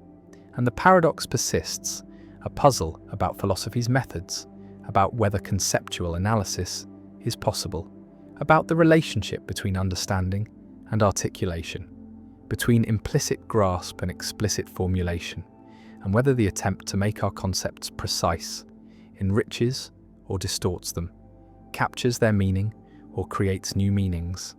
And the paradox endures as a permanent challenge to philosophical methodology, a question about whether philosophy can deliver on its promise to analyze and clarify concepts, or whether the very attempt to analyze creates a problem that cannot be solved without giving up either the goal of correctness or the goal of informativeness. And the analysis hangs there, proposed but problematic, informative or correct, but not both, and the paradox remains. The paradox of democracy, when majority rule destroys itself. A democratic society values freedom and equality, gives every citizen voice, allows majority rule to determine policy.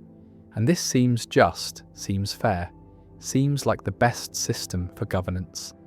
And yet democracy contains internal tensions, contains paradoxes that threaten its stability, and one fundamental paradox asks, what democracy should do when the majority votes to end democracy? When the people use democratic procedures to elect authoritarian leaders who promise to dismantle democratic institutions? And if democracy respects majority, will it must allow this outcome, must permit its own destruction? But if democracy forbids this outcome, prevents the majority from choosing authoritarianism, then it violates its own principles, acts undemocratically. And this is the paradox of democracy, the recognition that democracy's commitment to majority rule can lead to outcomes that destroy democracy itself. And navigating this paradox requires balancing competing values, requires defending democracy sometimes against democratic procedures, requires recognizing that procedural democracy is not sufficient, that substantive commitments to rights and freedoms are necessary to preserve democracy. And this paradox has been central to political philosophy since ancient times, was recognized by Plato, who argued that democracy tends toward tyranny, and the paradox remains relevant today as democratic societies face authoritarian movements that use democratic means to gain power. Imagine an election where an authoritarian party campaigns on promises to restrict freedoms, to eliminate checks and balances, to concentrate power, to end future elections, and this party wins a majority, wins through legitimate democratic procedures, through free and fair voting, and now the society faces a choice. Honour the election results and allow democracy to be dismantled, or override the results and preserve democracy by undemocratic means. And neither option is satisfactory. Both involve betraying core democratic values. And the paradox emerges from the fact that democracy values both procedural fairness and substantive freedoms. And these can conflict. Majority can threaten minority rights, can threaten the institutions that make democracy possible. And when conflict occurs, democracy faces an impossible choice. Preserve procedure or preserve substance, respect majority, will or defend fundamental freedoms. The paradox connects to Karl Popper's paradox of tolerance, the recognition that unlimited tolerance leads to the disappearance of tolerance. that tolerant societies must be intolerant of intolerance to survive. And the same structure applies to democracy. Unlimited democracy. Democracy that respects all majority decisions, regardless of content, leads to the disappearance of democracy. And democratic societies must be undemocratic toward anti-democratic movements to preserve democracy, and this creates the paradox. Democracy must violate its principles to preserve its principles, must act undemocratically to remain democratic. And this tension is permanent, is inherent in the structure of democracy, cannot be fully resolved, but must be managed through careful balancing of competing considerations. Visualize democracy as having two aspects: procedural democracy, which emphasizes voting, majority rule, fair elections, and substantive democracy, which emphasizes rights, freedoms, protections for minorities, and ideally these aspects reinforce each other. Procedures protect rights and rights enable procedures, but they can conflict. Procedures can be used to undermine rights, majorities can vote to restrict freedoms, and when conflict occurs, the society must choose which aspect to prioritize, and different societies make different choices.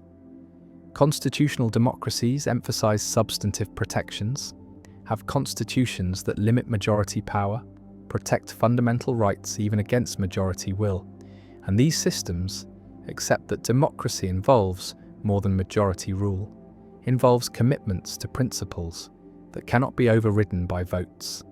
And this resolves the paradox partially, makes democracy less purely procedural, more substantively constrained. One response to the paradox argues that true democracy is substantive, not procedural, that democracy is not just about voting, but about respecting rights, protecting minorities, ensuring freedom. And when these substantive commitments are threatened, even by majority vote, democracy requires defending them, requires overriding the majority. And this militant democracy, this democracy that defends itself against anti-democratic forces, is not a betrayal of democracy, but is its preservation, is necessary to maintain the conditions that make democracy possible. And historical examples support this. Societies that failed to restrict anti-democratic movements, that allowed authoritarians to use democratic procedures to gain power, lost their democracies, and hindsight suggests that early intervention, that militant defense would have been justified, would have preserved democracy even though it involved undemocratic means. Another response distinguishes between procedural rules and constitutional principles, argues that democracies should have entrenched principles that cannot be changed by ordinary procedures, that require supermajorities or constitutional amendments, and these entrenched principles include fundamental rights, democratic structures, and protections for minorities. And ordinary majorities can make policy within these constraints, but cannot override the principles themselves. And this response preserves both procedural and substantive democracy, allows majority rule within limits.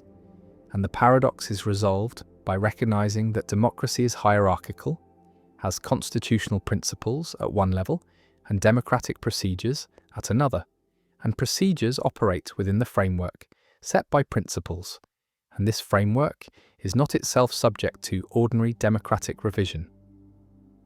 A third response embraces the paradox, accepts that democracy is inherently unstable, inherently vulnerable to self-destruction, and argues that this vulnerability is a price worth paying for freedom, that the alternative, restricting democracy to protect democracy, is worse than the risk of democratic collapse. And this radical democratic response trusts in the people, trusts that majorities will not choose their own oppression, and when they do, the society pays the price. And this response is rare. Most societies are unwilling to risk democratic collapse, prefer to impose constraints on democracy, but the response represents one coherent position, one way of resolving the paradox by accepting its consequences. The paradox also appears in debates about hate speech, about whether democracies should allow speech that advocates for the destruction of democracy. speech that promotes authoritarianism or discrimination. And free speech is a democratic value, is protected in democratic societies.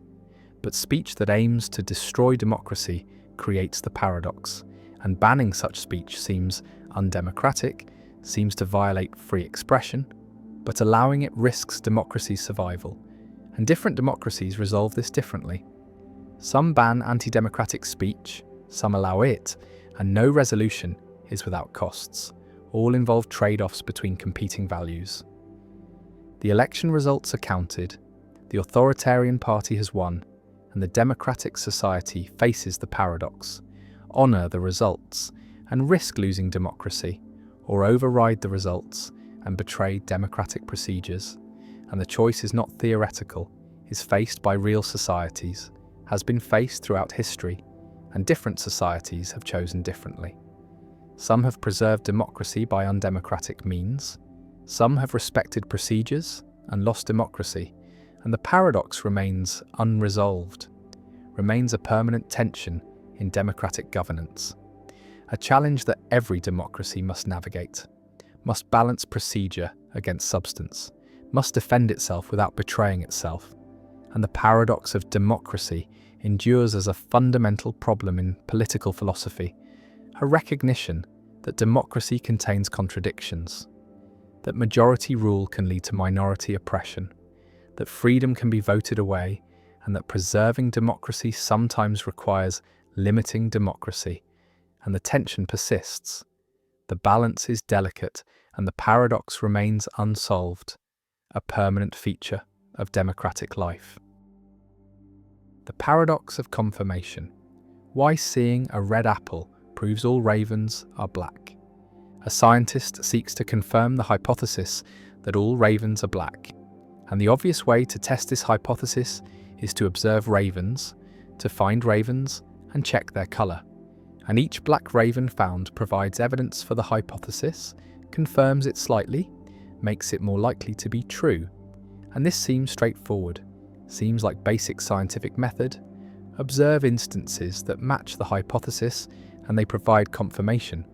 But philosopher Carl Hempel noticed something strange, something that reveals how confirmation works in unexpected ways. And the strangeness begins with a logical equivalence.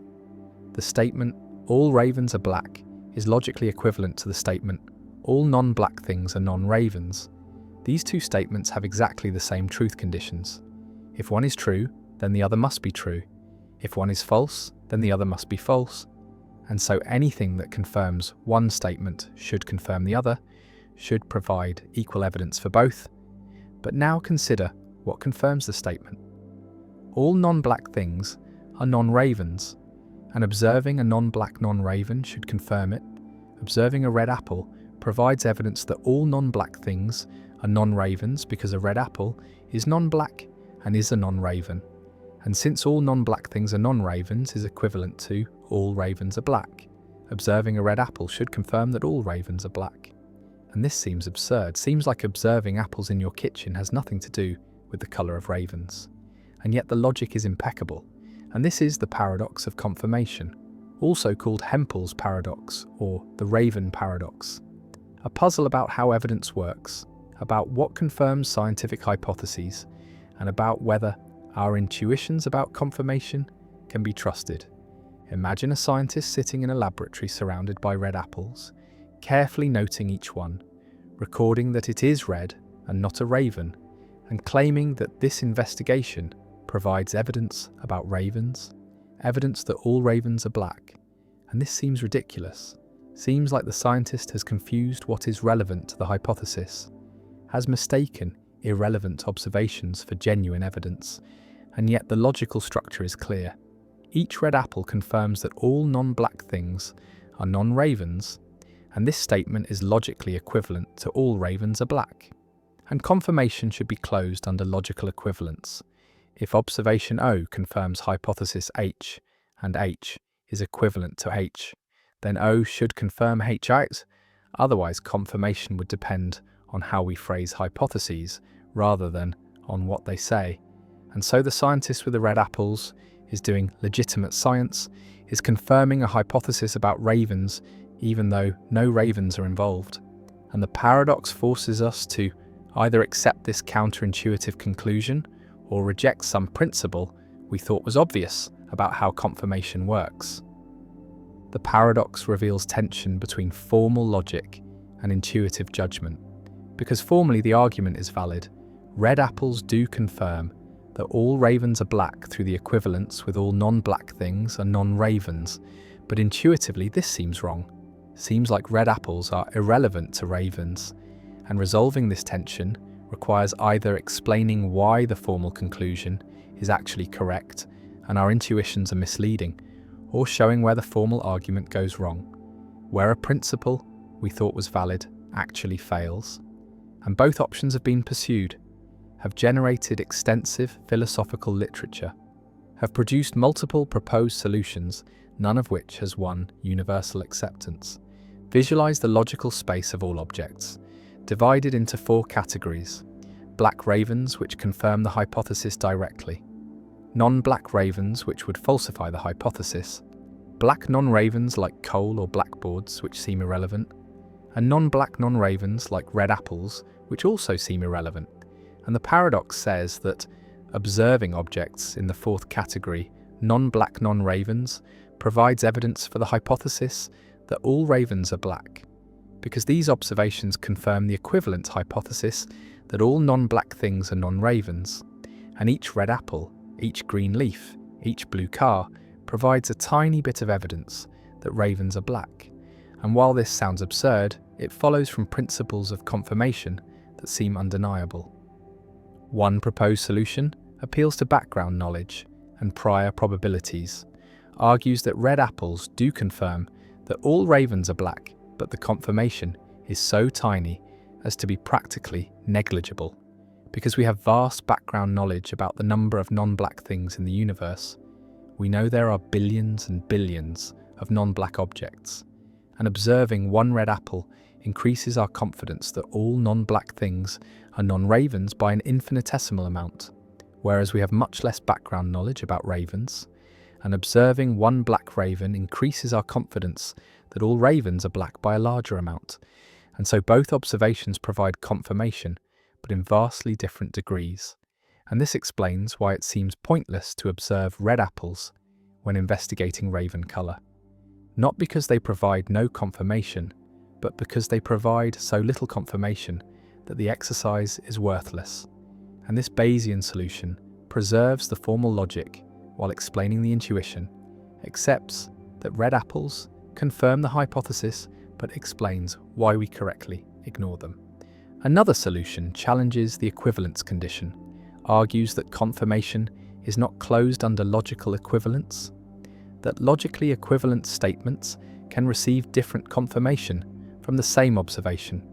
And the reason is that confirmation depends not just on logical form, but on the way hypotheses are stated, on which predicates are used, on how the hypothesis carves up the world, and all ravens are black, and all non-black things are non-ravens, while logically equivalent organise the world differently, make different predicates primary, and observations confirm hypotheses relative to these organisations, and a black raven confirms the first hypothesis more than the second, and a red apple confirms the second more than the first, even though they are equivalent. And this solution rejects the principle that equivalent hypotheses must receive equal confirmation from the same observation. A third solution appeals to selective confirmation, argues that observing a red apple provides some evidence for all ravens are black, but only under certain conditions, only when the observation is made in a context where it has the potential to falsify the hypothesis. And seeing a red apple in your kitchen where you never expected to find a raven provides no confirmation, provides no new information. But seeing a red apple in a context where you might have found a non-black raven, where the observation had the potential to reveal a counterexample, does provide confirmation. And so confirmation depends not just on what is observed, but on the circumstances of observation, on what was at stake, on what alternatives were possible. And this solution ties confirmation to potential falsification, treats confirmation as depending on whether observations eliminate possibilities rather than merely matching hypotheses. The paradox also connects to the problem of induction, to Hume's problem of how we can justify inferring from observed instances to unobserved cases, because confirming all ravens are black by observing black ravens assumes that the future will resemble the past, that unobserved ravens will be like observed ravens, and this assumption itself cannot be justified without circularity. And the paradox adds another layer, shows that even if we accept induction, we face puzzles about what counts as confirming evidence, about whether observations of non-ravens can tell us about ravens, and these puzzles reveal that confirmation is more complex than it appears, cannot be reduced to simple pattern matching or accumulation of positive instances.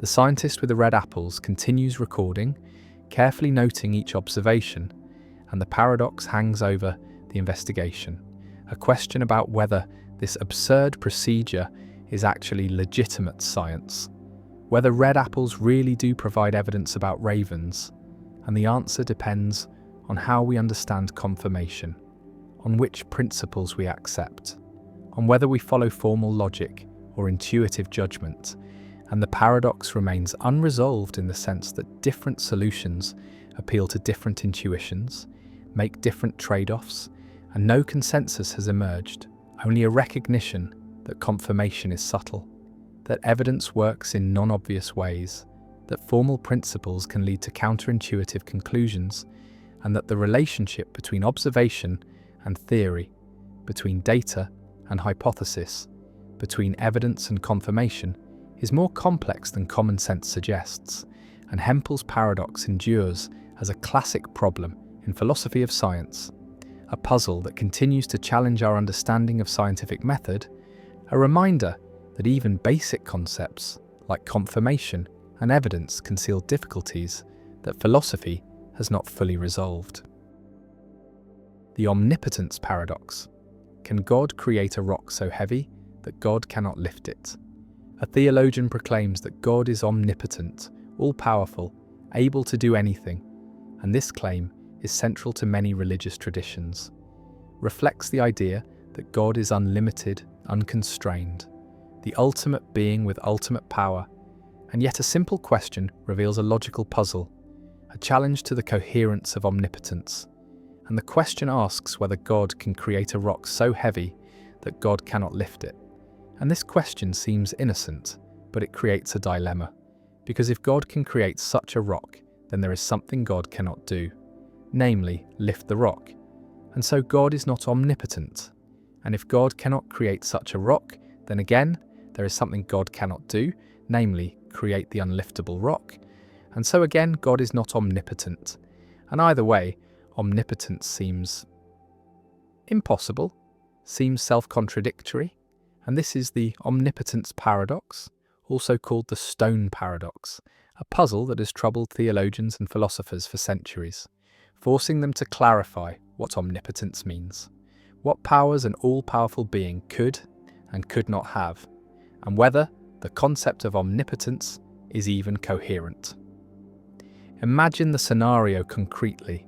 God stands in a cosmic workshop, materials at hand, ready to create, and God decides to make a rock, but not just any rock, a rock so massive, so heavy, so immovable that even God's infinite power cannot lift it, and God sets to work, shaping matter, compressing mass, until the rock is complete, and then God tries to lift it, and the rock does not budge.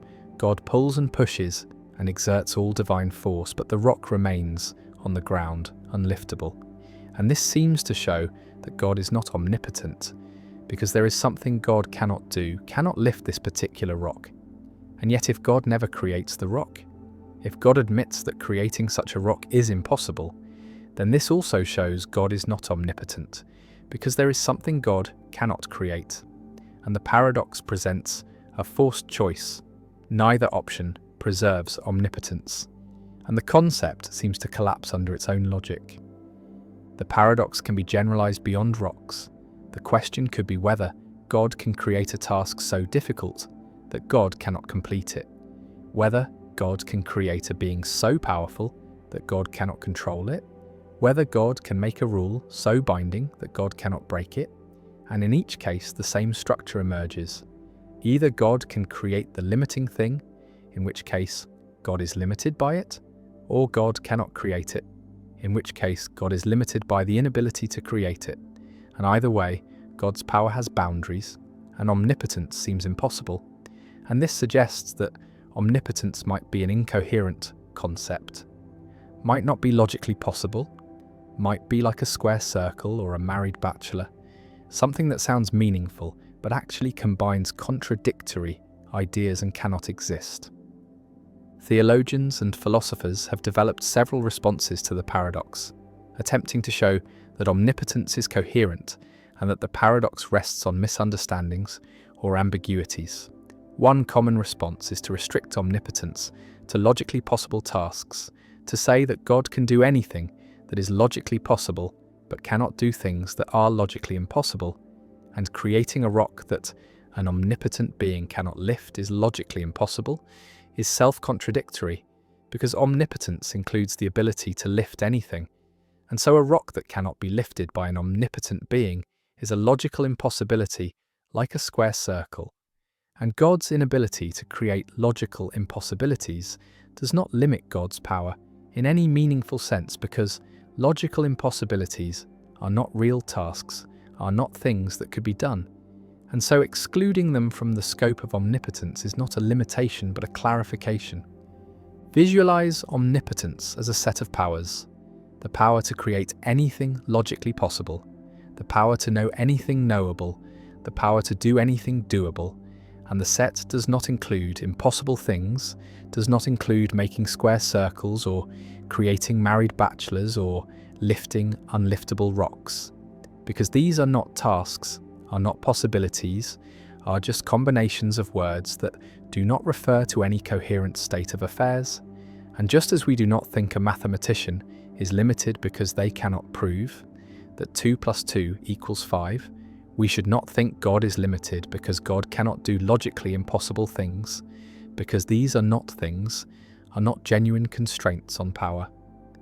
Another response distinguishes between God's essential attributes and God's contingent choices, and argues that omnipotence means God has the power to do anything consistent with God's nature. And part of God's nature is being omnipotent. And so God cannot create a situation where God lacks omnipotence, because that would contradict God's nature. But this is not a limitation on God's power.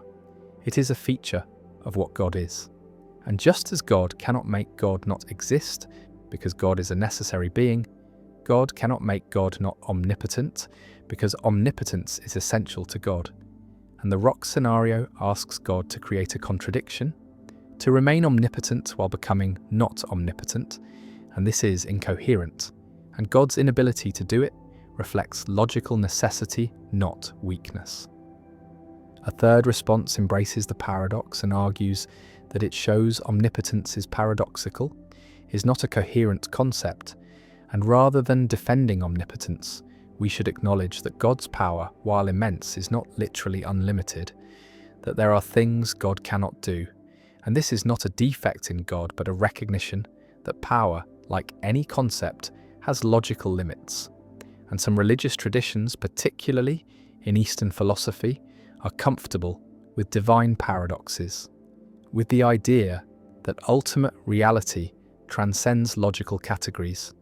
And the paradox of omnipotence is just one of many paradoxes that arise when finite human concepts are applied to the infinite divine. The paradox also appears in discussions of free will and divine foreknowledge, because if God knows the future infallibly, then God knows what choices humans will make. And if God knows what choices humans will make, then humans cannot choose otherwise, because if they could, then God's knowledge would be wrong. And so divine omniscience seems to eliminate human free will. And this creates a dilemma similar to the omnipotence paradox. Either God is not omniscient, does not know future free choices, or humans are not free, do not have genuine choice, and both options are unpalatable to many theologians who want to preserve both divine perfection and human freedom.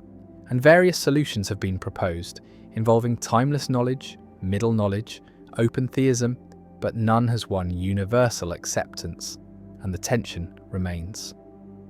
The omnipotence paradox reveals that the concept of unlimited power is more complex than it first appears, that power operates within logical and conceptual constraints, and that saying God is all-powerful does not mean God can do literally anything we can describe in words, but only that God can do anything that is genuinely possible, anything that makes sense, and the paradox serves as a test case, forces clarification of what omnipotence means, pushes theologians to be precise about divine attributes, and shows that even the most basic theological claims require careful, philosophical analysis to be made coherent. God stands before the rock, or does not create the rock, and the paradox hangs in the air, a logical puzzle about power and limits, about possibility and coherence, and the answer depends on how omnipotence is defined, on whether logical impossibilities are excluded, on whether God's nature places constraints on divine action, and different traditions answer differently. Some saying God transcends logic, some saying logic constrains even God, and the omnipotence paradox remains, not fully resolved, still debated, still used to challenge and clarify theological concepts, and the rock sits there, hypothetical and impossible, a monument to the difficulties of thinking clearly about ultimate power, about infinite abilities, about what it means to say God can do anything. And the paradox persists, elegant and troubling, a reminder that even divine attributes, even the powers of an unlimited being, must answer to logic, must cohere, must make sense, and that the concept of omnipotence, for all its simplicity, conceals depths and difficulties that philosophy continues to explore. The Monty Hall problem. A game show host presents 3 doors. Behind one is a valuable prize, a car perhaps, and behind the other 2 are less desirable outcomes, goats or some other consolation, and the contestant chooses a door, say, door number 1, but before the chosen door is opened, the host, who knows what is behind each door, opens one of the other doors, revealing a goat, and now 2 doors remain closed. The one the contestant originally chose, and one other, and the host offers a choice, stick with the original selection or switch to the other unopened door, and the question that has baffled and frustrated countless people is simple. Does it matter? Is there an advantage to switching? And the answer, counterintuitive as it seems, is yes. Switching doubles the probability of winning, changing the odds from 1 in 3 to 2 in 3. And this result violates most people's intuitions. Seems wrong? Feels like it cannot be right? Yet it is mathematically certain. And this is the Monty Hall problem, named after the host of the American television game show Let's Make a Deal, a puzzle, improbability that reveals how poorly human intuition handles conditional probability and how easily we can be misled by seemingly simple scenarios. The reasoning behind the correct answer goes as follows. When the contestant first chooses a door, the probability that the prize is behind that door is 1 in 3, and the probability that it is behind one of the other 2 doors is 2 in 3. And this much is uncontroversial.